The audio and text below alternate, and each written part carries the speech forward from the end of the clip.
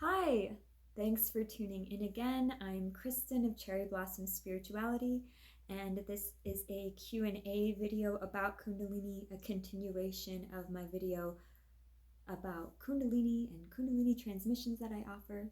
So thank you for joining me once again. The first question that we have here is, what is the ultimate goal of Kundalini? In my opinion, the ultimate goal is to merge with the higher self and have the higher self merge with you, the human self.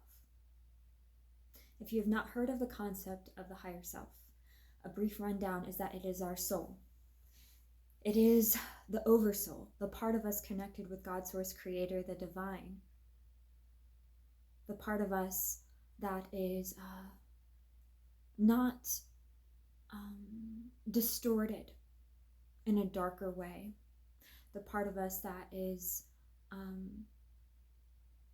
understanding of all of the different timelines of our human experience, that is understanding of our blueprint in life, our purposes, and oversees as our main spirit guide.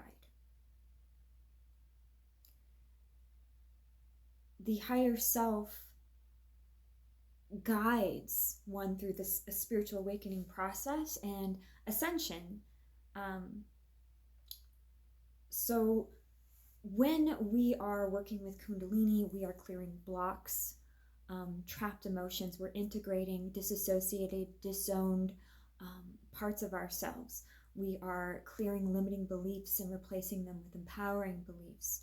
So we're doing all of these things to return to our love and light place of our soul. As a human, we're never completely light or completely dark, right? We're a combination of these energies in this plane. But the more and more we purify ourselves, the higher vibrational frequency we are, the more we're anchoring in those higher vibrational frequencies on this planet, which is ascension. And the more and more aware we are, the more and more we understand our purposes. We understand truth, all kinds of truth. Through our spiritual awakening process, the more and more we purify ourselves, the more and more we merge with our higher self, and the higher self merges with us. Every time we're releasing our blocks, we're connecting more and more with our higher self. And so it gets to a point where our higher self and us are merged in a way where the higher self flows through us, and we're not blocking that energy anymore through trapped emotions and through all the other things I listed. So you don't have to agree. That's just how I see it. Living life with the higher self flowing through oneself is the ultimate goal here, where we're able to be the highest vibrational version of ourselves, aligning with our highest vibrational timelines. But of course, it's a journey in every experience, the dark and the light, because humans are dark and light, right? Every experience is valuable to Source. So I'm not trying to say it's like better or worse to merge with the higher self. It's just that's the goal of Kundalini. That's the goal of spiritual awakening, and that's the goal of ascension, in my opinion. Second question. Is Kundalini just sexual energy? So, sexuality is one of the ways this energy can be expressed, but it's not just sexual in nature. It's a creative life force energy that can be utilized in multiple ways, not just through sexual expression. One can use this energy sexually to heal themselves, to manifest a desire, or with another, with consent, for deeper bonding. This pleasure is completely healthy when used respectfully. It is not healthy to deplete oneself sexually all the time, and it is equally not healthy to suppress one's sexual energy all of the time. And in the spiritual community, you can look it up, there's a lot of people that say that it is good to suppress your energy. It's good to resist sexual urges and push it away. And I actually disagree, because what you resist persists. So both imbalanced, whether you're just like wasting your life force energy by depleting yourself all of the time, or if you are stopping it, rejecting this flow, right? Both are imbalanced, and they will create distorted, darker ways of this energy expressing itself, because we are all humans with sexual desires after all. It's a natural human thing. So I think it's best not to be overused or rejected. That's my opinion. I think the key is balance and mindfulness. Also, there's another way, because you don't have to just use this energy sexually, right? You can move this energy with intention to other chakras, other energy centers, to express itself in a non-sexual way. And there are other schools of thought with this, but each chakra can have its own orgasm, right? And this energy, if you just strip it all down, it is creative energy. So I encourage you to use it to create for your best and highest good and that of others. To sum up the answer to the question, Kundalini is sexual, but it is not only sexual. Hope that answers that. Hope that makes sense. All right. Is virtual, live, or recorded different from in-person transmissions? No. They are just as potent as a live in-person transmission. Energy work is not bound or diminished by time or space. A lot of people have a hard time wrapping their heads around this, but the intention to receive is what has you receive. It doesn't matter if it's a recorded video. It doesn't matter if it's through Zoom in a computer. Your intention to receive is as if that person is right there transmitting it, the facilitator. So I'm really called to do online recorded and live class work, because I love virtual work. I find it just so convenient in this day and age, and I love how it is just as strong, just as potent. So please know that it is just as potent. Okay.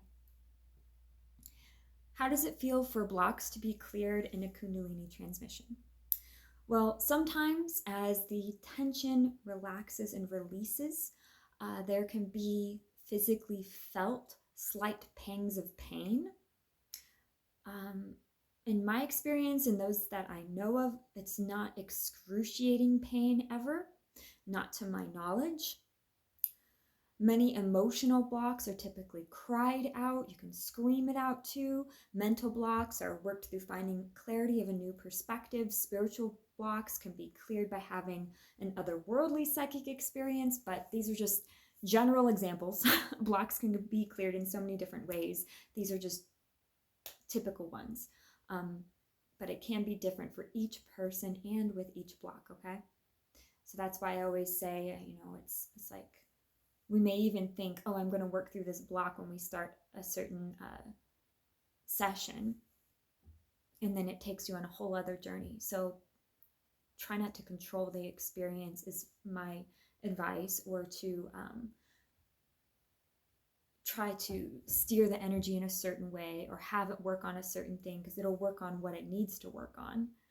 And it'll clear what it needs to clear in that exact moment for you, for your best and highest good, because it is divinely intelligent energy, okay? When did your Kundalini first awaken? When my father passed away. I was 19 years old. I was empathic as a kid, but I don't remember having any psychic experiences. I was very interested in spirituality and religion when I was young. But I didn't actually start my spiritual awakening journey until my dad passed away, and it like spurred me into this huge search for spiritual truth, because it was not working with Christianity, was not answering my questions. And so I went searching, and that's when my Kundalini, it was like a shock, that trauma, that emotional trauma of losing my dad, who'd been going through surgeries my whole life, and in my mind he was so strong and he was always going to be there, because I was so used to him like having cancer for 15 years, you know. So it was just a big shock for me. It shocked me with the emotional trauma into this awakening and questioning and coming out of living unconsciously. And I realized before I was 19 and that happened, I was living very unconsciously.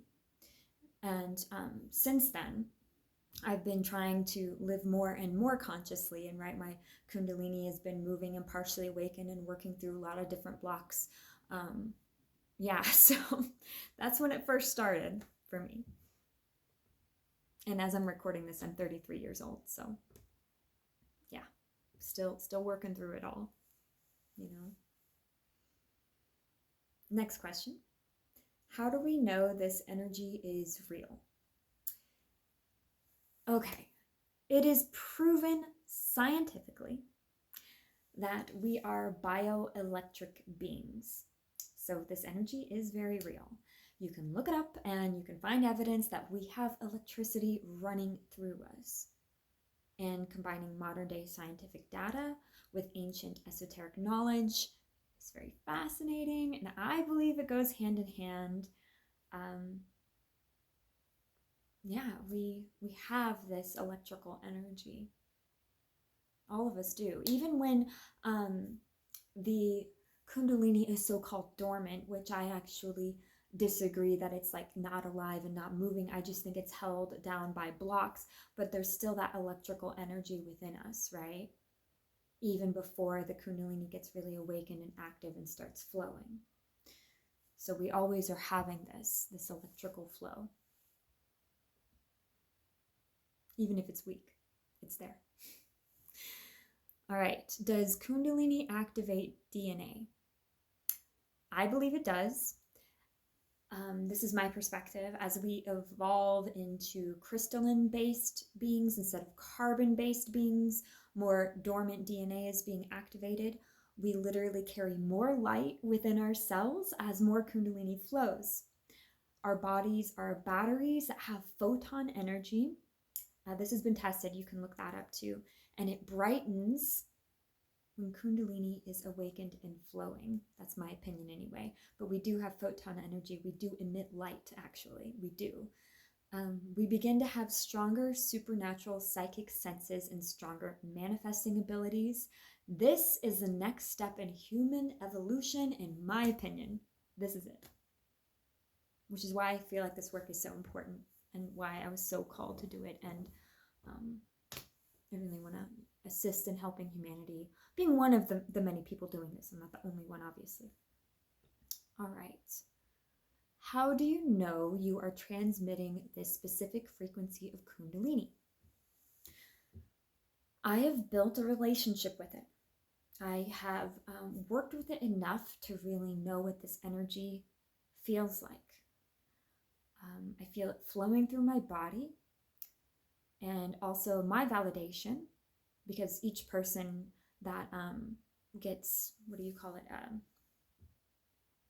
certified, wow, to facilitate Kundalini, they're each going to have a different message from their higher self, their guides, their team, of like how they know they're really transmitting this. For me, since I'm very clairvoyant, I see a lot in my mind's eye. I see golden threads of light coming out of my hand, my palm chakras, and they're weaving into the recipient's energy field. So that's how I know. That's my proof. But I also feel it at my root chakra. I feel it at my crown chakra. I feel that I'm transmitting it. But yeah, the energy is very golden to me. It's different for each person, but that's how I know. Also, it's the feedback from the people that I trained with from my instructor, from my clients, and just knowing, okay, this is the energy I'm working with, because I'm not mixing it with any other kind of energy healing modality or anything like that. I am purely working with the Kundalini of that person, which is connecting with the Kundalini field of the earth and the Kundalini field of the cosmos at its whole. And so my Kundalini is transmitting that frequency, and it's activating within the recipient. And I just know, because I've been doing it many times now. So I have this, like when you do something enough times, you know the groove, you know the feeling of it. I've gotten to that place with this work. Do you teach how to facilitate? No, I do not. There are other people that do, though. You can go check out, Google people that do teach. My teacher, Maria Palomino, she certifies a lot of people. I am called to do teachings, but not certifications. So I'll be making a lot of courses and classes, just not certifications, okay? And typically not Kundalini classes or courses, except for my recorded or my weekly lives. Why are you making this the foundation of your business?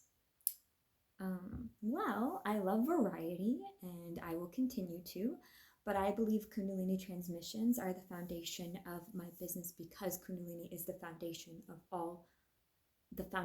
all spiritual practices. So I look at the pyramid of all of my different spiritual skills and certifications I've gained throughout the years on my spiritual awakening journey, and then going into this work professionally to assist others as well as myself. And I realized that the underlining foundation is about Kundalini. I feel a deep calling in my soul to become more of a leader, teacher, facilitator, and move away from offering one-on-one services eventually. And so this is a big part of my business and my business plan. I'm called to be a vessel for this work as a part of my soul purposes. I believe I'm called to be a person who facilitates and shows the world we do not need gurus or hard work in order to form a relationship with our own Kundalini energy. So those are the questions that I have. I hope this has helped shed a little bit more light on Kundalini itself and the transmissions that I offer. Thank you for watching, and thank you for listening.